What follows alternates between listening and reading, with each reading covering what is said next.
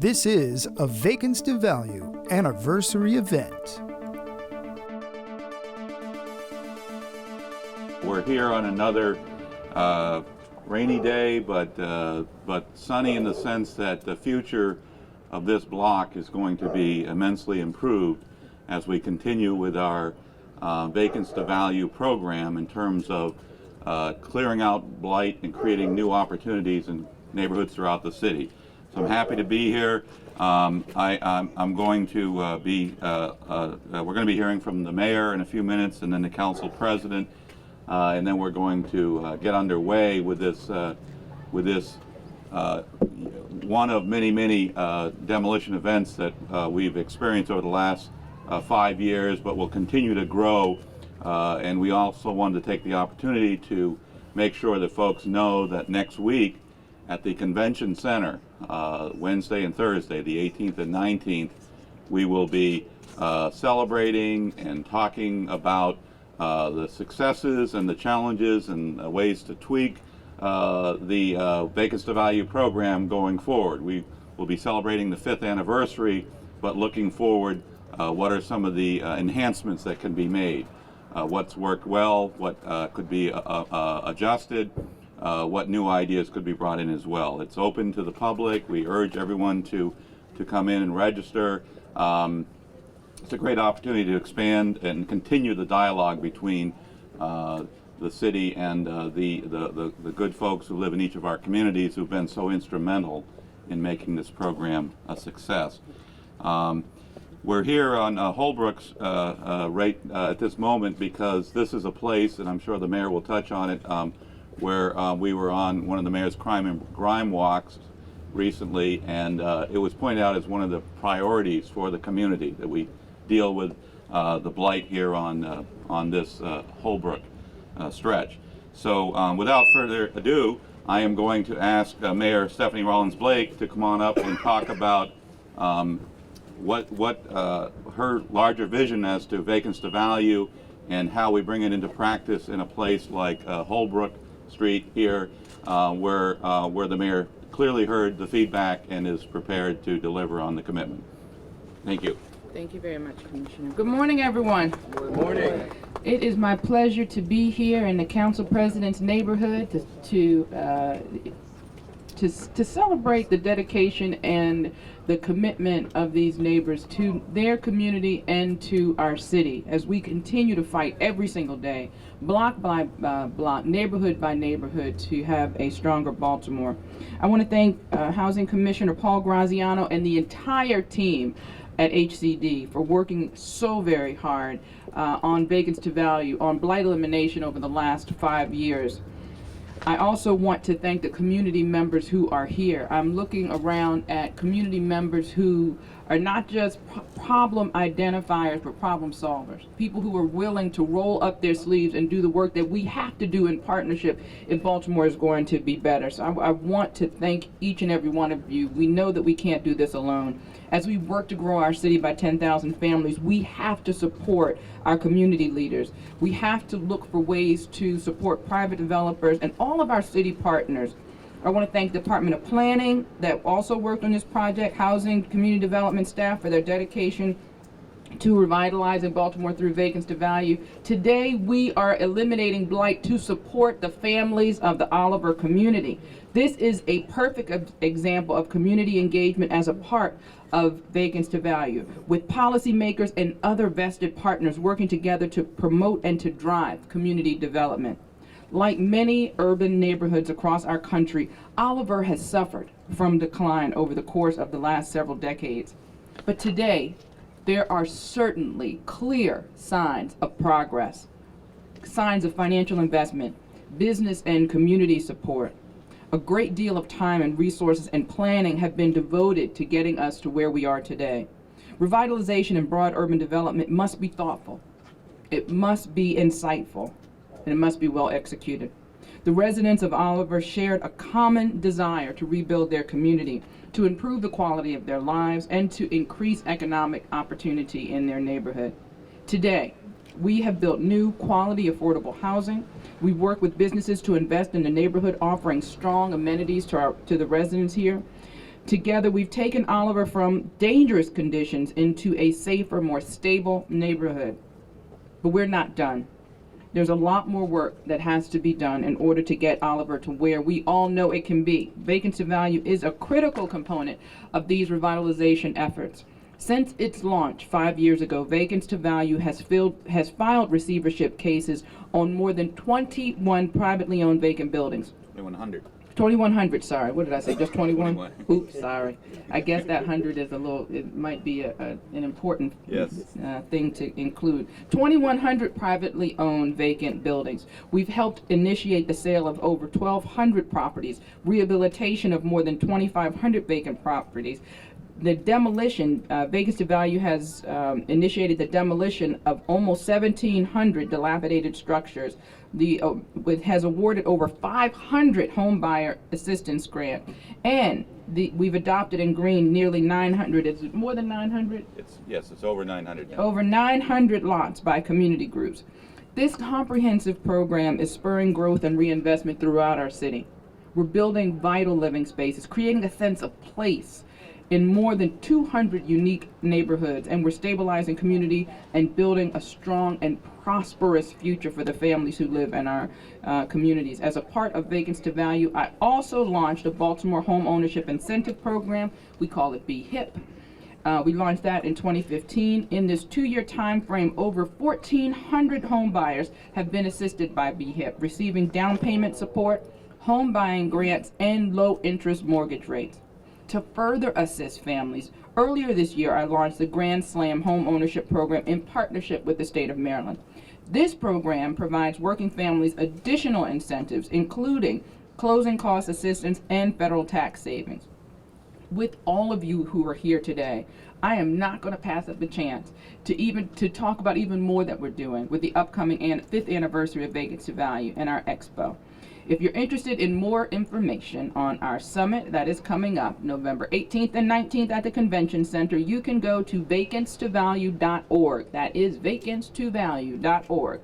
And to talk a little bit, I'm going to bring the commissioner back up in a second, but we want to talk about the goal of this demolition, and it is to connect the successful Oliver Community Development Corporation with another successful organization, the Greenmount West Community Development Corporation, to create a fully redeveloped corridor. This is an opportunity to show how both rehabilitation and demolition come together to rebuild our neighborhoods. Since 2010, Oliver has seen a 40% reduction in vacant buildings. Let me say this one more time. Since 2010, under my administration, Oliver has seen a 40% reduction in vacant buildings. This neighborhood will be a model for revitalizing communities across the country, and we're strengthening this neighborhood for those who live here, who have invested here, who want to stay here. And it's the location so close to downtown Baltimore, to transportation corridors linking Baltimore to Washington, D.C., we know that Oliver will continue to attract new residents, new businesses, and more economic investment. We are moving Oliver forward.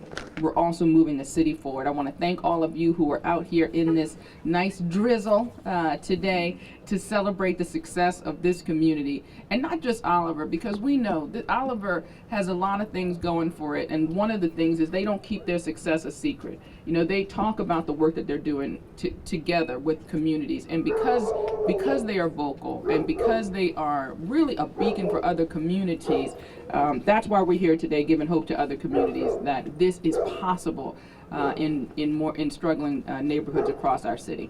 So I want to thank everyone for being here. Again, thank you to Council President Jack Young.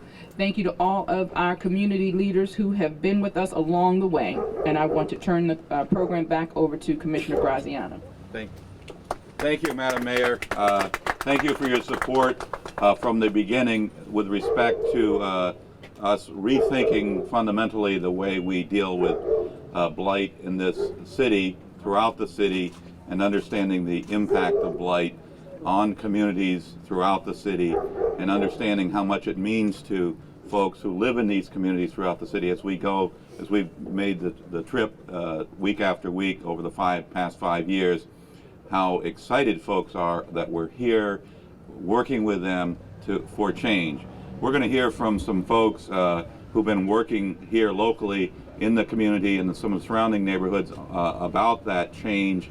But before we do that, I definitely want to bring up another one of our critical partners, and a person whom I've been having dialogue with for my entire tenure here, and he has been such a strong advocate initially for his district here in East Baltimore, but as his position has grown and he's assumed the role of council president, he has extended the passion and the lessons and the aspirations that he has to the entire city. So I want to thank here publicly Council President Jack Young for his support for all of our efforts in this area, and we sit down every couple of months and have an in-depth discussion on the range of issues, but he's always been there, and I want to thank him for his support as well. Thank you, Paul. I want to thank Mayor Stephanie Rawlings-Blake and her team for their efforts to get rid of blight, not only in the East Baltimore, but in the Park Heights community and all over the city of Baltimore. Like she said, we're trying to put the pieces to the puzzle together. We have Oliver that's doing some great work over there with TRF. We have the Telesis that's doing a project up further up north. And we have EBDI that's doing some things down in the area where I live. So we're looking forward to some great development opportunities, because once these houses come down and we have these vacant lots, we can envision a lot of things for these communities. I remember coming through these communities because I grew up in East Baltimore when these houses had families in them. Every last house had families in them, had children in them, and it was a thriving, nice neighborhood. We had the Apollo movie not far from here. We had the Biddle movie. We had bakeries. We had butcher shops. We had pharmacies. We had everything that people are talking about putting back in these communities. But during the Route of 68, most of these businesses were damaged and looted, and they refused to come back. But I have a lot of optimism that Baltimore days our best days are ahead of us. And I see that the vision of Baltimore is going to be a good one, when all of us work together for the common good of making Baltimore the greatest city in America. And I believe that. And I want to thank the mayor for making the value program, and thank her team for the vision that they have to make Baltimore a great city. Thank you. Thank you again, Mr. President, for your commitment and your support and your passion for these issues. You were talking about movie theaters and all. I was talking to David McMillan. Is he out there still? He's out there. Yeah, and he was talking about, how communities will improvise. They've got a screen right up here they painted on the side of this wall to show movies in the community. Well, you know what? He's very, very excited. We're all really excited about taking down these blighted properties, and creating a future where there can be full movie theaters and all kinds of other amenities in communities like this throughout the city. I wanted to kind of build on what the mayor said and what the council president said about how it's not just one community. There's a whole corridor of communities, east to west and north to south. Really, if you look along the Preston Street corridor, all the way from the Jones Falls Expressway over to East Baltimore development area, and including neighborhoods like Johnson Square and Greenmount West and Oliver, and then as we go north and south along Greenmount Avenue, and this was highlighted in the mayor's new Links program, going from say Eager Street north all the way past North Avenue into the Barclay neighborhood, which, as the president pointed out, is where the fine work of the of Telesis is undergoing a major transformation of that entire community, working with the housing department and the community, and then continuing north of that into Harwood and other communities where Vacants to Value is having a profound impact. So I'm very, very excited about working with all of those neighborhoods, with folks from throughout the city on these efforts that are proven to be successful. And one of our critical partners in this area has been the reinvestment fund, which has partnered up with Build. And so I'm going to ask these two gentlemen to come on up and say a couple of words with respect to what it means to be organizing in this community for progress. And I'm going to ask Terrell Williams from Build to first say a few words. Great. First, thank you and good morning.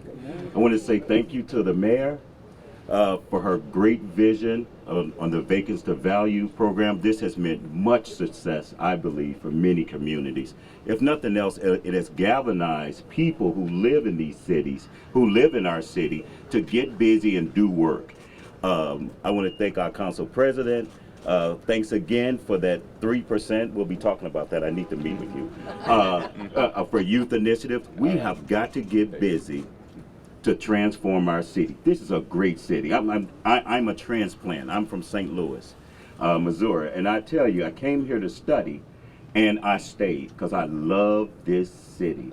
This is a gem, and we've got to polish our gem. We need to rebuild our gem so that it becomes a place where families can enjoy, can play, live, and learn, because this is a great city on the northeastern corridor. And I'm glad to be here and to be a part of it. Thanks. Thank you very much, Terrell. It's great having partners like you and the entire Build team, which has been such a inspiring partner as we move throughout the neighborhoods of this city, really, but concentrate a lot in this area in particular.